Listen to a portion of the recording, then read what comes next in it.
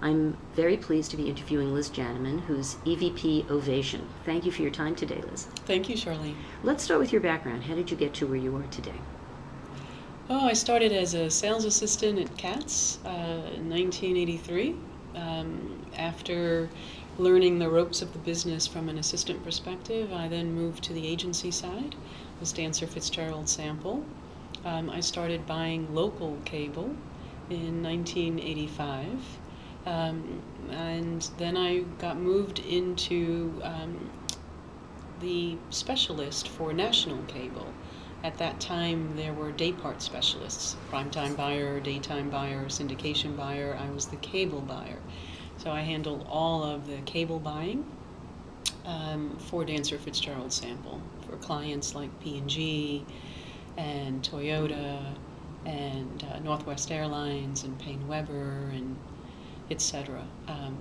No upfront at the time, no Nielsen ratings at the time. It was telephone coincidentals or diaries, and you basically purchased those networks based on intuition and based on the genre of the brand and the essence of the brand, and matched that to the advertiser. After several years at Dancer Fitzgerald Sample, I then left for the sales side and worked at CNN, and spent about 12 years at Turner. Went through the merger of Time Warner acquiring Turner, and then AOL acquiring Time Warner. And then I left the business for about 2 years or so. Went abroad, went to Europe, and learned the Dutch language, became proficient in English-Dutch translation. And after I accomplished that, and I realized how much I missed the business, and came back to New York. And how long have you been with Ovation? April will be 4 years. I was interested in your comment about being at the agency, not using Nielsen ratings, and instead matching to the essence of the network. Can you detail how that was done a little bit? Well, at that time, there were clearly not as many choices for media options as there are today. There was no digital opportunities or TV everywhere or VOD. Weren't even 100 cable networks at the time. You had your main drivers of ESPN and TNT and TBS and USA and MTV and Lifetime, but all of those ancillary networks were not in existence at the time. There was a much greater focus on the art of the business than the science of the business. And for women's business, you looked at Lifetime. For men's business, you went to ESPN. For general business, you had a slew of other cable networks, but you matched the profile of the advertiser to the profile of the network, and a lot of custom content creation was really the premise at that time. How to provide value in lieu of ratings. And of course, the expenditures to the cable industry at that time were clearly lopsided, where broadcast was 90% of the revenues and cable was just a small piece of an advertiser's plan. That's changed dramatically right now, obviously, where in some cases it's 50-50 or 60-40 and even greater. But the accountability factor has changed the dynamics of the business to become much more the science of the business rather than the art of the business. And that has changed dramatically with all of the fiscal managements and bottom line managements and accountabilities, etc., to try to get more and more precise. I wonder whether we have gotten more and more precise. If I think about how we used to buy 20 years ago and how we buy today, and now we have C3, and I really question whether C3 is really as viable as the industry is professing it to be. And I wonder if it's too big a job to tackle to really think about this. Commercial ratings, minute-by-minute ratings, that is much more of a precision if we're going to go down that path. C3 gets you a little bit more than a program rating, but it's an average of all the commercials within the show. And so if you have a commercial that is several $100,000s to create, you're going to be lumped into a commercial that may have cost $20,000 to create, and then you're getting an average rating for that. Is that really an advancement? Is that really greater precision? I question that, but that is the industry and how the industry progresses and proceeds.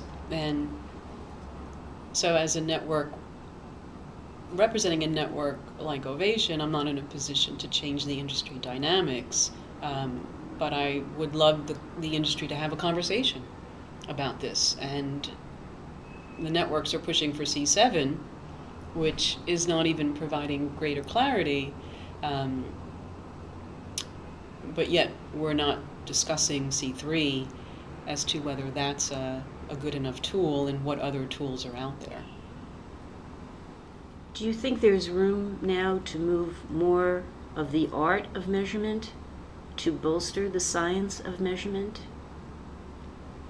such as spending patterns, psychographics, that kind of thing?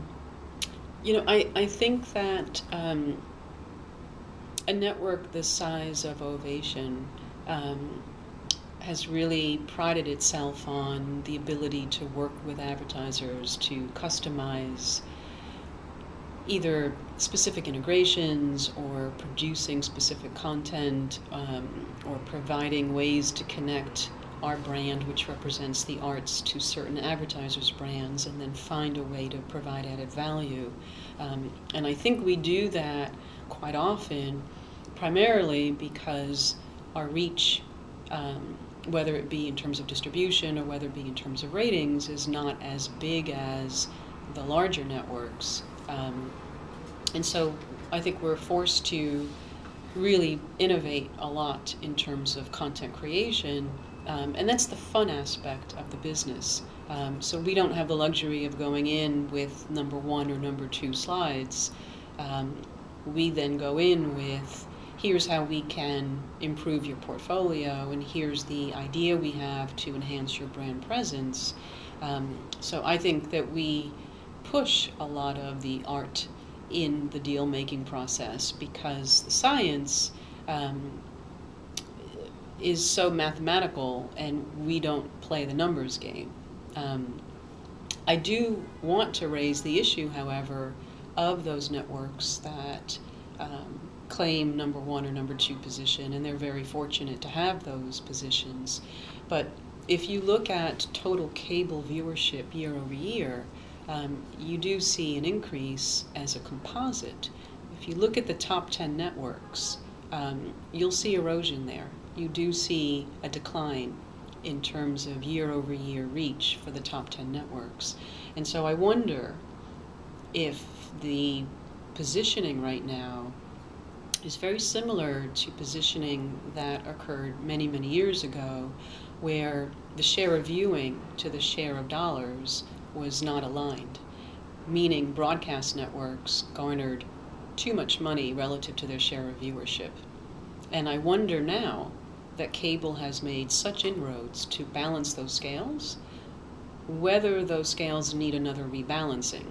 Because if cable is growing overall, and that growth is really coming from the longer tail, and we've seen networks in the 40 to 60 million distribution range have such incredible year-over-year ratings growth, and it's coming at the heels of the top 10 networks, then I really would like to have a conversation about how to reallocate share of viewing to share of spending from the top 10 to the bottom 10, and see if the industry is willing to embrace the longer tail, where the viewership increase is greater than the top tail. And I'd love to have that dialogue, because the broadcast networks have had that in place for so long, and it's just been a few years that the scales have been aligned. I think the scales need to be readdressed to the top tail versus long tail. Has this conversation started? Not enough for me.